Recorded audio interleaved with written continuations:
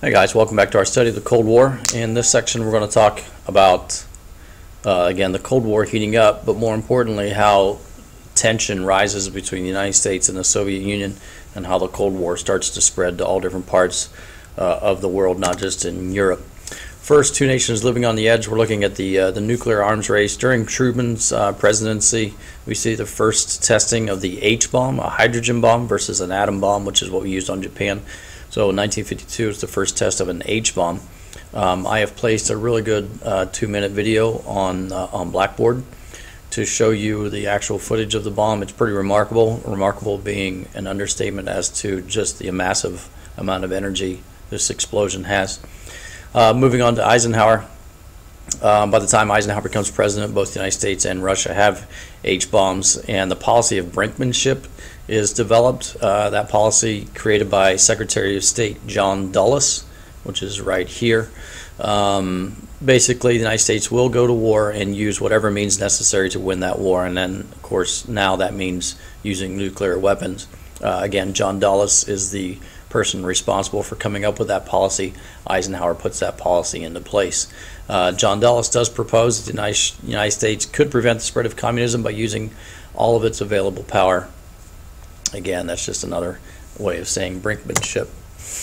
The CIA becomes pretty large at this point in U.S. history. The American government starts to use the CIA to spy on and help other countries spy on communism, take out communist sympathizers who are in leadership positions, but also we use the CIA to train rebellion forces to overthrow those leaders in those countries which U.S.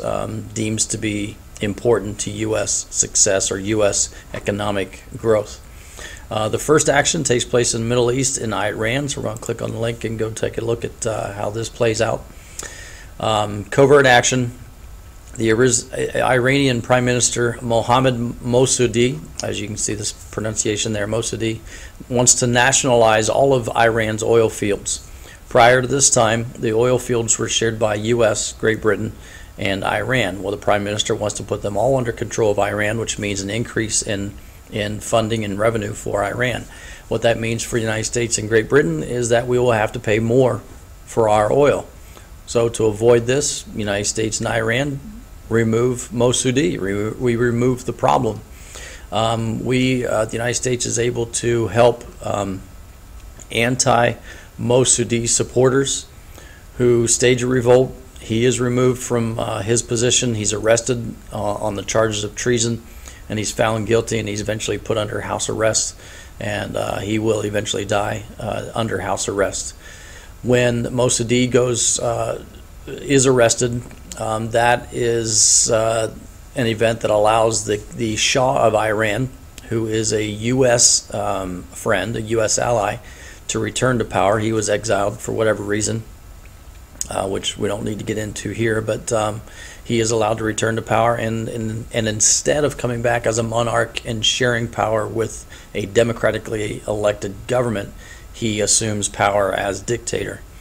The United States didn't care about that. All they cared was that when the Shah of Iran returns to power, he gives over complete control of the Iranian oil fields to England and the United States. I think the United States is given about 40% of control of those oil fields.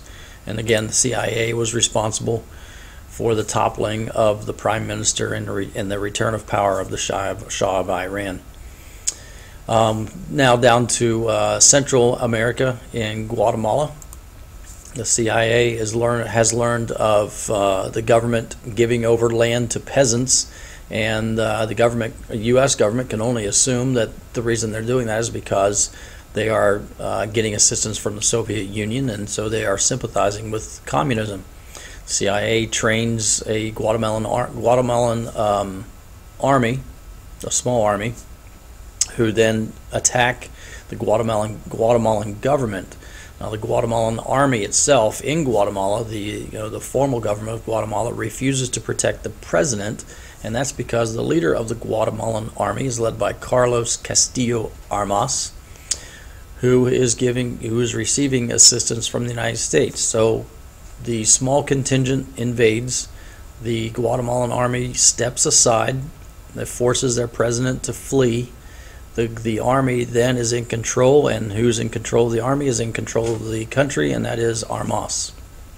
Armas becomes a dictator, and he becomes even worse than what the former Guatemalan president was. Commits genocide against his own people, especially the Mayans. Okay, back to Europe. With the death of Stalin, the Soviets recognize West Germany as a legitimate country, and then West Germany is allowed to, or West Germany then joins NATO. So in a moment there, West Soviets appear to be kind of calming down a little bit, maybe taking a step back as far as their aggressive stance to take over Europe, and recognizing West Germany as a country. But as soon as West Germany joins NATO, the Soviets like, oh, okay, now that we see how we're playing. So the Soviet Union forms its own military alliance, and that's what's called the Warsaw Pact. And this photo here will show you the countries that join the Warsaw Pact, essentially the countries that are on the eastern side of what becomes known as the Iron Curtain. 1948, the United Nations creates the country of Israel. It takes the existing state of Palestine, divides it into two countries, one Jewish and one Arab. Thousands of Jews during before and during World War II had fled back to Israel. That region becomes known as the Promised Land, as spoken of in biblical terms.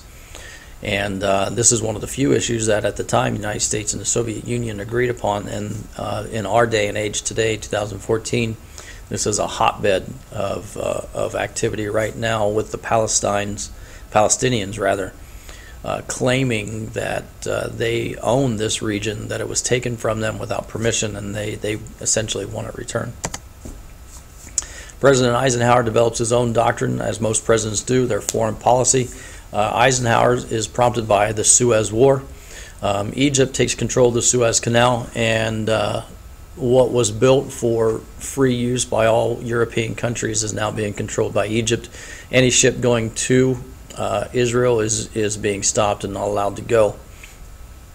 England, France, Israel send troops, and they gain control of the Mediterranean side of the port, but Egypt continues to hold the remainder of the canal itself. And this is what prompts the Eisenhower Doctrine. Essentially, Eisenhower gives a warning to any Middle Eastern, to any country, that it would defend Middle Eastern countries against communist attack. It was assumed that the leader of Egypt, the president of Egypt, was getting help from the Soviet Union with tanks and weapons to control the Suez Canal. So that's what prompts Eisenhower to make his statement that it would defend Middle Eastern countries against any Soviet attack. In one of the satellite states, we see an uprising taking place. Obviously, communism isn't all what it's planned to be. It's not what it's proposed to be, and the Hungarians are tired of it. So they rise up in rebellion against their Soviet-controlled government. The Soviets respond immediately. They send in tanks and a well-trained army. 30,000 Hungarians are killed. Again, against Soviet tanks and machine guns, the Hungarians are carrying pistols and bottles, maybe a couple of Molotov cocktails. 30,000 are massacred very, very easily. The rebellion government is shut down. The leader of that rebellion itself is executed. And once again, the Truman Doctrine is criticized because we gave no support to the Hungarian people.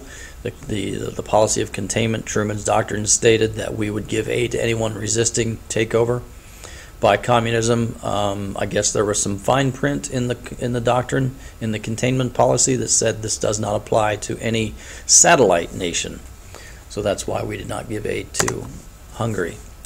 And now on to space. It seems like we don't have enough area to take over on land, so now we start taking over space. The new up-and-coming leader of the Soviet Union following Stalin's death in 1953 is Nikita Khrushchev, and he pours a lot of money into the Russian space program.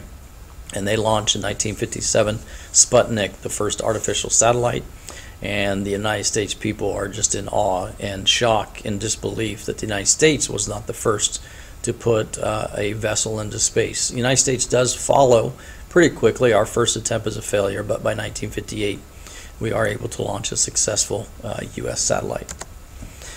And then finally, some more spying, some more espionage going on with the plane, the U-2. In effect, it is able to fly at high altitudes and avoid radar, and we use that to spy on Soviet Russia, Soviet satellite states flying all over Eastern Europe. Eisenhower doesn't like the spying by the U-2 planes. He's weary of it. He's afraid that if a plane gets shot down, that obviously our spying would become known. And so he wants to cancel the program. His Secretary of State, Dulles, the guy who's responsible for the brinkmanship policy, persuades Eisenhower to let one more flight go. So Eisenhower concedes. Flight takes off. It's piloted by Francis Gary Powers. And as Eisenhower feared, his plane is shot down. Powers is taken prisoner. Khrushchev, the Soviet Union, learns of the spying that was going on. Of course, Powers, the pilot, claims that the Soviet knew for several years that spying was going on. They just couldn't get physical proof. Obviously, with his plane being shot down and him being captured, they now have that. Eisenhower is basically forced to admit that we had been spying on Russia, but he refuses to apologize for it. As a result, Khrushchev calls off a peace summit that had been planned to negotiate the reduction of nuclear arms. Guys, thanks a lot.